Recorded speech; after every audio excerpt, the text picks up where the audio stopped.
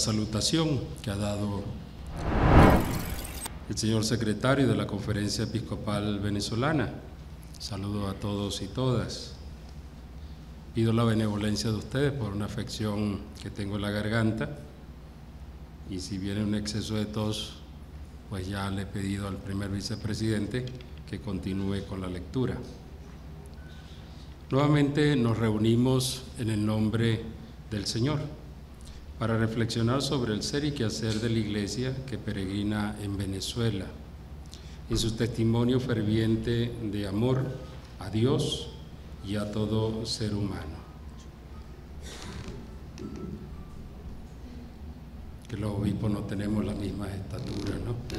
Secretario, otro más alto.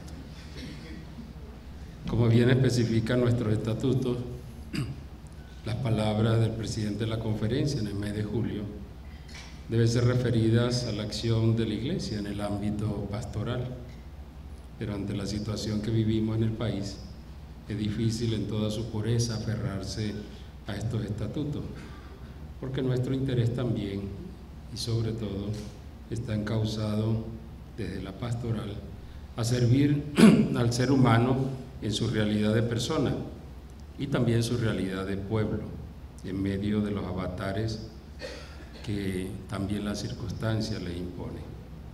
Por lo tanto, permítame señalar solo algunos puntos de interés en el ámbito eclesial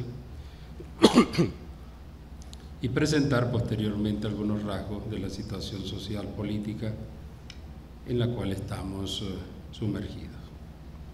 Papa Francisco está proponiendo desde su servicio petrino una renovación de la Iglesia para abrirse cada día más al diálogo con el mundo, con la historia, con las culturas, con las religiones, pero de forma respetuosa y sin imposiciones. Buscar abrirse más a la humanidad, porque ya no debe ser una trinchera solo de los cristianos católicos, sino que su propuesta se universaliza y alcanza a todos los hombres y mujeres del orbe entero bajo el paraguas de la cultura del encuentro, que implica un diálogo más profundo y continuo en las diversas culturas y religiones, como lo he dicho. La Iglesia cree en los jóvenes. La Jornada Mundial de la Juventud, celebrada a finales de enero de este año, ha implicado un compromiso de la Iglesia en el acompañamiento de los jóvenes como realidad transformadora en el presente y en el futuro. La exhortación posinodal Christus Vivit, vive Cristo, nos compromete a valorar el papel fundamental que los jóvenes realizan hoy en nuestra sociedad. En Venezuela los jóvenes han dado la cara y hasta la vida en la lucha por la libertad y la justicia. No han tenido miedo. Muchos de ellos han sido asesinados, pero sus memorias continúan latentes en esta historia de lucha y esperanza. El Papa les dice hoy: Él está en ti, Él está contigo y nunca se va. Por más que te alejes, allí está el resucitado, llamándote y esperándote para volver a empezar. Cuando te sientas avejentado por la tristeza, los rencores, los miedos, las dudas o los fracasos, Él está allí para devolverte la fuerza y la esperanza. Los jóvenes, y entre ellos los estudiantes, han forjado un camino de lucha para la liberación de los amarres que les impide pensar y soñar el futuro. No podemos olvidar a los jóvenes del año 2017. Más de 100 de ellos fueron asesinados por balas criminales. Nada más pensar hoy en el joven Rufo, a quien le fue tronchado su futuro de ver la realidad con sus propios ojos, de percibir los colores y la belleza de nuestros campos. Le fue impedido abrirse camino como cualquier otro joven. ¿Y cuál fue su delito? Estar en un sitio público que le pertenece a los ciudadanos. ¿Cuántos jóvenes más deben ser mutilados en nuestras comunidades para que entendamos que la democracia y el bienestar que debe venir con ella están en pleno deterioro? Desde la Iglesia alentamos a los jóvenes a no perder la esperanza. Esta Venezuela les pertenece y les animamos a no desfallecer en sus ideales y sueños de liberación de esta su tierra. Quienes han sido obligados a irse por el quiebre del país sueñan siempre en el retorno para ayudar a reconstruirlo. La Iglesia no es perfecta y por tanto pide perdón por las infidelidades de sus miembros, más cuando se trata de ministros ordenados. La lucha por evitar los abusos sexuales provocados por ministros ordenados continúa. La reunión de presidentes de conferencias episcopales del mundo entero, junto con los superiores y superioras mayores de religiosos y religiosas en el mes de marzo en el Vaticano, fue un hito en la historia de la Iglesia reciente. El gran interés es que aflore la verdad, no ocultar nada, someter a la justicia a quienes delinquen y buscar las formas más idóneas para proteger de este flagelo a los menores.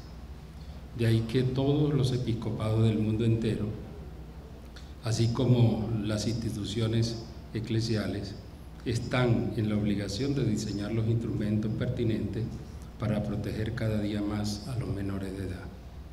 No ocultar ni ser cómplices de este crimen es la petición permanente. Por eso, en esta Asamblea de Obispos, reflexionaremos sobre este grave problema y buscaremos perfeccionar los instrumentos que ya han sido elaborados en el seno de nuestra conferencia episcopal con las últimas indicaciones de la Iglesia. Hemos también, como hemos escuchado, hemos querido invitar a Monseñor Patrón Wong, secretario para los seminarios de la Congregación del Clero, con el objetivo de reflexionar y puntualizar aquellos aspectos y elementos de importancia en la formación de los futuros sacerdotes.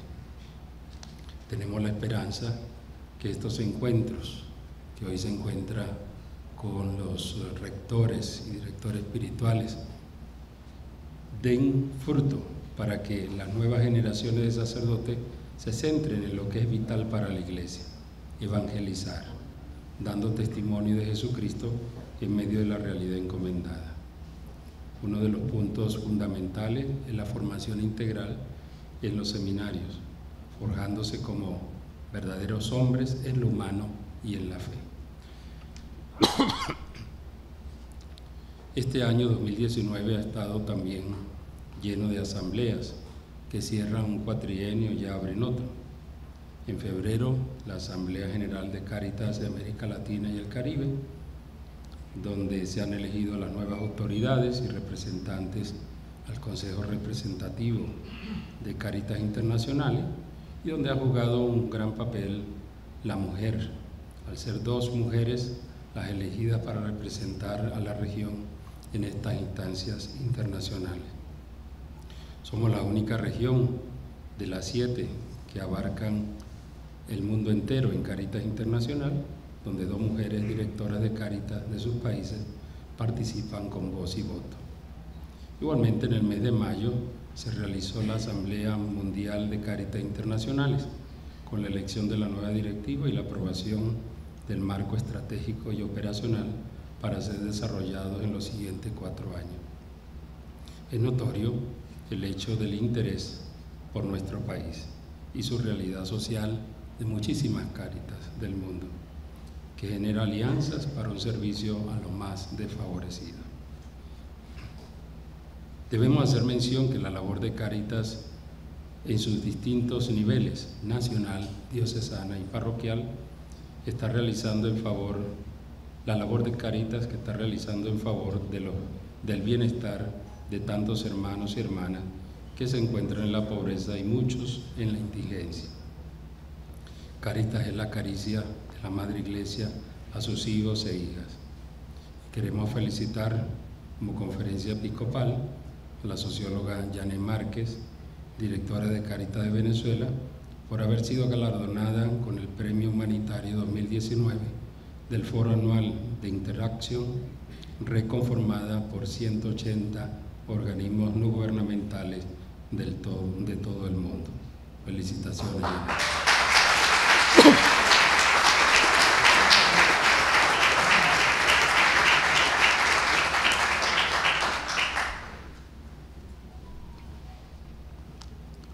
Otro acontecimiento de interés para la Iglesia en la región fue la Asamblea General del Consejo Episcopal Latinoamericano y el Caribe, el CELAM, en el mes de mayo, donde se eligió la nueva directiva y bajo un serio discernimiento se aprobó hacer una revisión profunda del ser y quehacer de esa institución durante un año.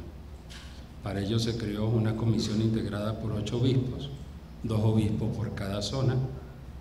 Podríamos llamarla el G8, también tenemos nosotros el G8, quienes tendrán la responsabilidad de animar este proceso. El episcopado venezolano tiene su representante, Monseñor Jesús González de Zárate, Yosu, arzobispo de Cumaná.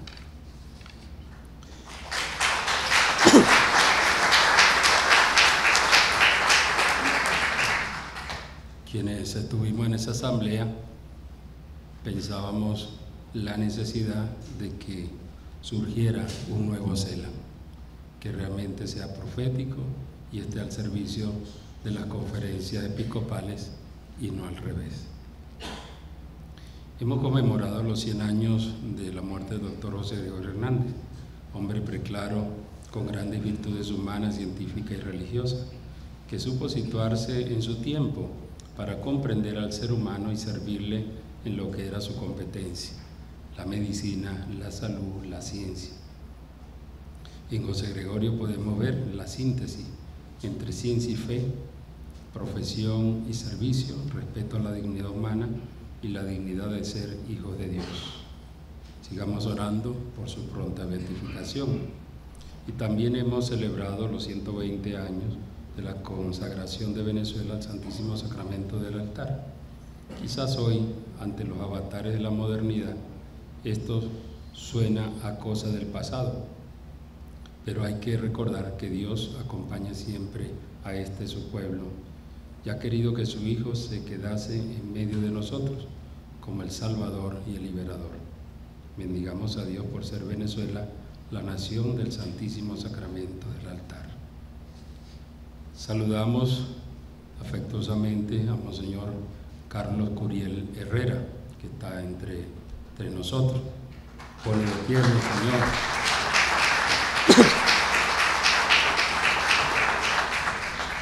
Obispo venezolano, caroreño, que ha sido nombrado recientemente obispo auxiliar de Cochabamba, en Bolivia.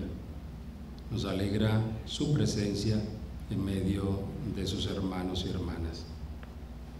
Felicitamos también a nuestro hermano Monseñor Ramiro Díaz por volver a su terruño, Machiques, ahora como vicario apostólico. Administrador apostólico. Pero también por haber celebrado sus 60 años de vida sacerdotal.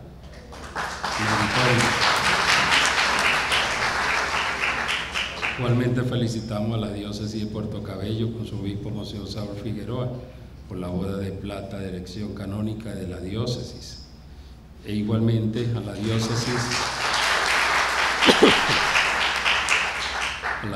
de Margarita y a su obispo Monseñor Fernando Castro, que en días venideros celebrarán los 60 años de elección canónica, 50,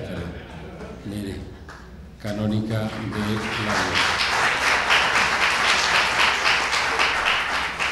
Queremos saludar también y felicitar a la nueva directiva de la Confederación Venezolana de Religiosos y Religiosas, CONVER, su presidente, Fray Edi Polo, y sus miembros, hermana Luisa Córdoba, padre Alejandro Iglesias, hermana Fabiola Hernández, hermana Julia Pardo.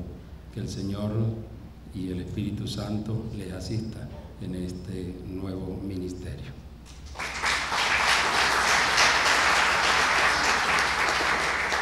Y todos juntos oramos por la salud de nuestro hermano Monseñor José de la Trinidad Valera Angulo, Trino Valera, obispo de Guanare, y Monseñor Ángel Caraballo, obispo de Cabimas, quienes no pueden asistir a nuestra asamblea por problemas de salud. Están internados cada uno en su diócesis en distintas clínicas. Deseamos la pronta recuperación de ambos. Bien, mis hermanos, el ámbito sociopolítico de Venezuela. En los primeros 6 meses de este año, el deterioro de las condiciones de vida de los venezolanos continúa su trayectoria implacable. Seguir describiendo la situación de Venezuela es caer en la repetición, pero hay que hacerlo para no olvidar.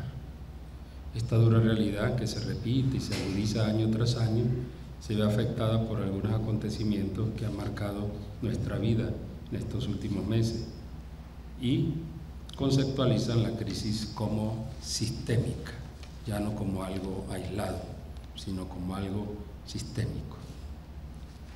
La crisis profunda de los servicios públicos por el colapso de todos ellos.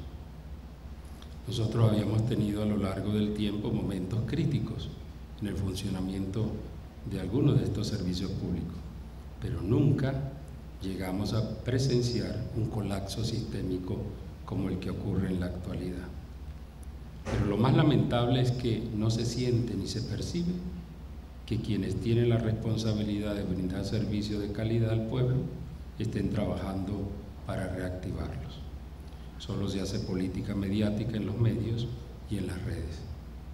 Quizá el gobierno ha sido cuidadoso en darle algo a la capital, a Caracas, para que se sienta como metida en una burbuja en relación con la deplorable situación de otros estados del país. Por ejemplo, mi estado Zulia, estado Táchira y algunos otros, que están, como decimos, no voy a decirlo porque sé que lo marcan los medios de comunicación, que está muy mal, uso esa palabra. El aumento de la violencia, el temor crece, el miedo se apodera de la ciudadanía y hace presa de las calles, barrios y urbanizaciones. Todos sabemos que cuando se pierde el rumbo democrático se apela a la fuerza, a la violencia por encima de los valores constitucionales e incluso del derecho. Es una forma no virtuosa de ejercer el poder. Estampida o diáspora, el empobrecimiento de la clase media y la miseria de los pobres ha provocado el éxodo de más de un 12% de la población. Los que no se habían ido de Venezuela, los más pobres, se están yendo. Lo hacen caminando, con las maletas al hombro. La diáspora crece irrefrenablemente, no podemos detener la ola de migración. Si la situación económica y social continúa en franco deterioro, el país puede perder un 10% más de sus habitantes en los próximos meses. Y esto es catastrófico.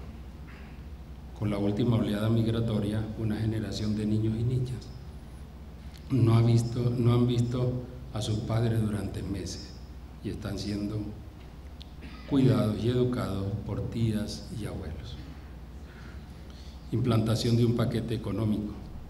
En los últimos meses el gobierno ha buscado la manera de ejecutar una serie de ajustes para flexibilizar las políticas cambiarias y de precios. Al mismo tiempo, recortó la liquidez y restringió el crédito bancario. Este paquete, que debió implementar años atrás, lo realiza el gobierno en el momento en que Venezuela pasa por la mayor pobreza. Todo paquete económico debe ir acompañado de políticas sociales que ayuden al pueblo a sobrellevar este calvario, pero estas políticas sociales no aparecen. Es un paquete económico producto de las malas políticas económicas y de la más aberrante corrupción que época alguna haya visto en el país y que han colaborado para que casi 3.5 millones de venezolanos estén en situaciones de desnutrición. El apoyo internacional, visitas van, visitas vienen, Michelle Bachelet y el informe sobre la situación de derechos humanos en Venezuela. Michelle Bachelet, alta comisionada de las Naciones Unidas para los Derechos Humanos, visitó nuestro país entre el 19 y 21 de junio para constatar la situación del mismo, que se encuentra en emergencia humanitaria, y proponer mecanismos para la protección de los derechos humanos de los venezolanos. El día 5 de julio oficialmente dio a conocer el informe donde se recogen las conclusiones de su visita. Agradecemos esta visita y el acompañamiento brindado a las víctimas y a las instituciones sociales que defienden los derechos humanos. Uno de los puntos focales planteados en el informe es el debilitamiento y la restricción del espacio democrático en Venezuela con la implementación de leyes, políticas y prácticas que han debilitado las instituciones públicas y han menoscabado la independencia del Poder Judicial. Este aspecto es fundamental para la vivencia de los valores y sobre todo de los derechos que tiene el pueblo.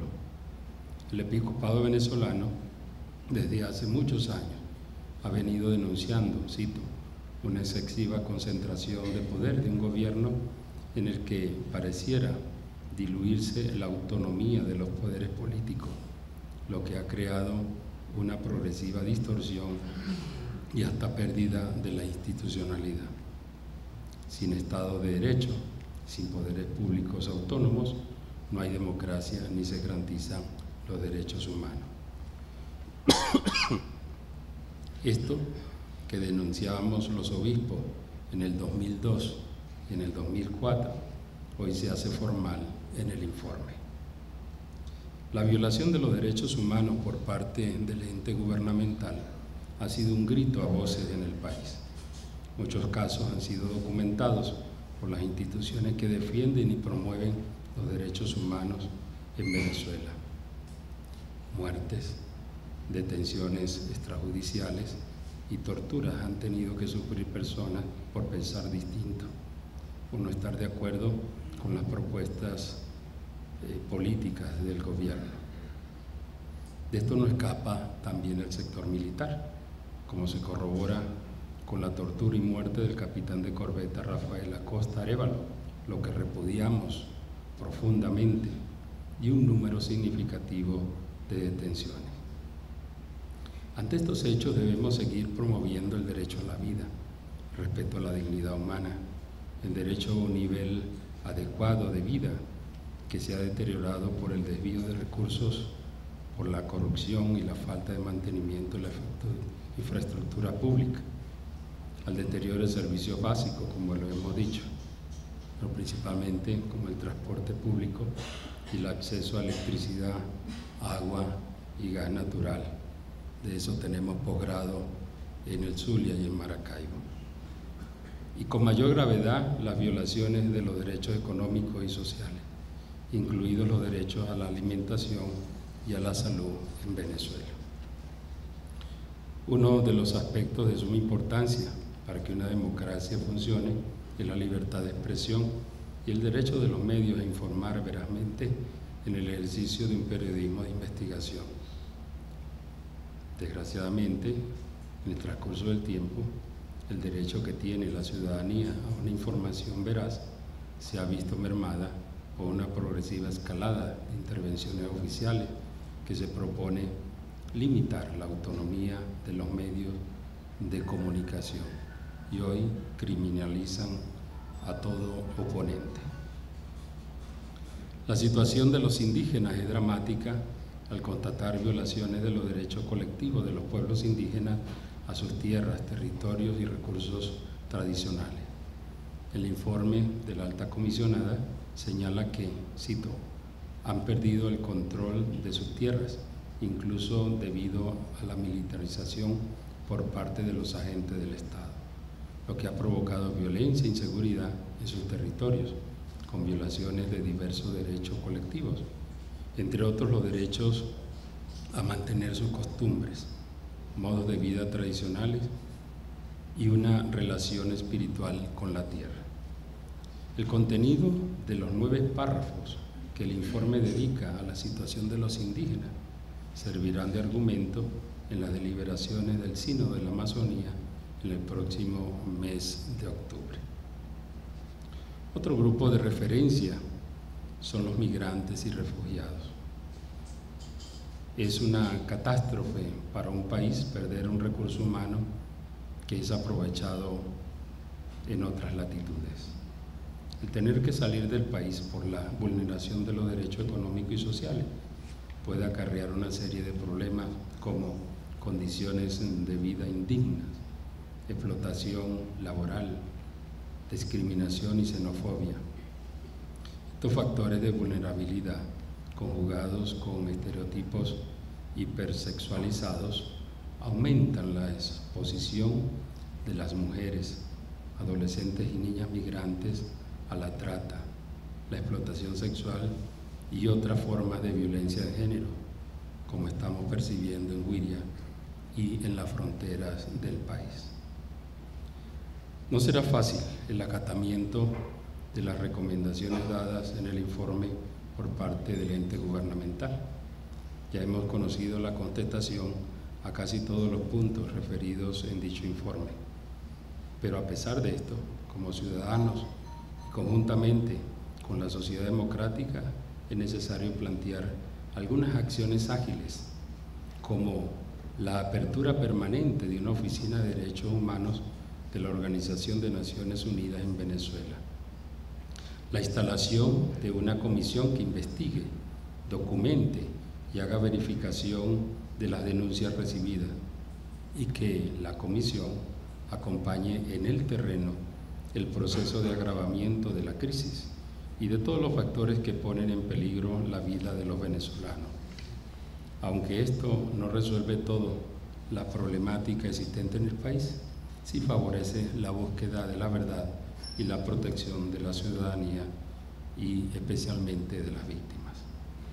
Todo este colapso en los servicios públicos, la complejidad y problemática subyacente en la violación de los derechos humanos en Venezuela nos debe llevar a ser conscientes de la necesidad de una salida electoral donde nuevos actores y nuevas políticas públicas se hagan presentes de forma pacífica y responsable, como debe ser en una verdadera democracia fundada en valores, por lo que todos los venezolanos debemos buscar como un todo soluciones que se nos niegan hoy a las gravísimas carencias de la población. Cuando observamos el deterioro de los valores democráticos, consecuencia del ejercicio del mundo político, queda la duda si realmente las experiencias políticas presentes en la realidad social de Venezuela se pueden tildar de democracia o conducen a pensar en algo más referencial, como dicen algunos autores, la democracia híbrida. No podemos quedar tranquilos con decir esto es lo que tenemos o nos merecemos, sino más bien preguntar cómo hemos llegado a esto, cuáles han sido los instrumentos y elementos que han forjado tal deterioro, qué es lo que alimenta verdaderamente a una democracia virtuosa. Ante estos interrogantes, debemos decir que lo expuesto en el informe es resultado de la actuación de un Estado que ha perdido el rumbo democrático y como consecuencia de ello la ausencia de límites institucionales y legales al ejercicio del poder por el Estado, lo que se traduce en el desconocimiento de las garantías básicas de derechos fundamentales como son el derecho a la vida, a la libertad, el debido proceso, el derecho a elegir. Todo tiene que ver con la naturaleza del régimen político, porque no se puede conceptualizar un régimen político como democracia cuando en su actuación y por naturaleza violenta elementos esenciales de la democracia como son el Estado de Derecho y la libertad de los ciudadanos. Es importante pues abordar el tema de la democracia más que como régimen, como derecho que garantiza a otros derechos y protege la libertad, principalmente la libertad a elegir de forma libre y justa, de tal manera que sirva de base para la legitimidad de quienes gobiernen y la existencia y respeto de un Estado de Derecho. Todos sabemos que la democracia no es un fin y por ello siempre es perfectible. Jamás se llega a ella, sino que se vive en ella, pero se vive como ella es, un ordenamiento, y como tal un instrumento inútil. Su carácter moral no es automático, sino que depende de su conformidad con la ley moral a la que, como cualquier otro comportamiento humano, debe someterse. Esto es, depende de la moralidad de los fines que persigue y de los medios de que sirve, lo decía San Juan Pablo II. Estos fines y estos medios tienen que ver con el derecho de los ciudadanos a elegir libremente, a controlar a sus propios gobernantes, o bien de sustituirlos oportunamente de manera pacífica, a la existencia de un Estado de Derecho y una recta concepción de la persona humana, a abrir estructuras de participación y corresponsabilidad, a respetar y promover los derechos humanos, como bien sentencia el compendio de doctrina social de la Iglesia. Cito: no podemos restringir la vida democrática al respeto formal de las reglas, sino a la vivencia de los valores que la nutren e inspiran: la dignidad de toda persona humana, el respeto de los derechos de la persona, la asunción del bien común como fin y criterio regulador de la vida política, en el número 407. Ante el continuo deterioro de la vida de la mayoría de los venezolanos, todos queremos salir de esta situación, pero esto no debe hacernos perder el rumbo. Hay procesos difíciles que hay que enfrentar con instrumentos adecuados, no con improvisaciones, como desgraciadamente hemos visto, sino pisando firme y siendo conscientes que todo cambio importante cuesta, al ser tantas veces una lucha entre el bien y el mal. Mantengamos pues la esperanza. Papa Emérito Benedicto XVI nos indicaba un camino de compromiso, el amor. Y el amor como una fuerza extraordinaria que mueve a las personas a comprometerse con valentía y generosidad en el campo de la justicia y de la paz. Desde el amor a nuestra patria Venezuela, sentimos la necesidad de construir una nación que valore la vida, la dignidad humana, el respeto de los derechos humanos y la participación ciudadana a través de una verdadera inclusión, haciéndonos capaces de encontrarnos a la reconstrucción del tejido social. De esa fuerza del amor, hacemos un llamado a la dirigencia política para que se dediquen con esmero a la labor política, superando las diferencias partidistas y los intereses particulares que le hacen tanto daño a las esperanzas cifradas por el pueblo en ellos, que busque desinteresadamente el bien del pueblo. También al estamento militar, a sentirse llamados a vivir su vocación castrense, trabajando para crear condiciones de seguridad, estabilidad y fraternidad en un mundo donde la violencia quede desterrada y la paz sea un bien real. Pónganse de parte del pueblo que sufre, no los maltraten. Recuerden que también ustedes han perdido la libertad y la paz. A los constructores de la sociedad, a aportar desde su trabajo, desde la ciencia, las artes, la técnica, desde el mundo de las ideas, elementos que ayuden a desatar los nudos que asfixian a la sociedad y sus instituciones. A todos los hijos e hijas de la Iglesia, a saber sintetizar las responsabilidades cotidianas con la vida de fe, comprometiéndose cada día en la búsqueda de una sociedad que dé oportunidades y un desarrollo humano integral. Acompañemos al pueblo solidariamente para multiplicar obras que ayuden a los más vulnerables en estos tiempos que vienen. La Iglesia seguirá permaneciendo al lado del pueblo, principalmente al lado de los que más sufren, de los más vulnerables. Bien lo ha señalado Monseñor Mario Moronta, que en sus palabras en el acto eucarístico, cito: los obispos, primero que nada, en sintonía con Cristo, a quien estamos sacramentalmente configurados, formamos parte del pueblo y estamos a su servicio. no podemos darnos el lujo de quedarnos fuera. Pero no somos nosotros solos. La solidaridad en tiempos de crisis se hace patente con la aparición de un gran voluntariado que abre el camino de servicio para dar vida, dar esperanza y caminar juntos. Ojalá sean muchos los que se sumen a sabiendas que falta mucho camino por recorrer en esta grave crisis. Ante la incertidumbre de un futuro con muchos interrogantes, hagamos valer la creatividad, haciendo uso de nuestras propias capacidades como fuerza de cambio hacia una nueva sociedad. En un mundo de cambio vertiginoso no se puede improvisar, ni quedarnos haciendo más de lo mismo, por lo que hay que diseñar el futuro entre todos. Nos toca actuar en lo que creemos. Esto nos desafía a que sin la sabiduría del discernimiento podemos convertirnos fácilmente en marionetas a merced de las tendencias del momento.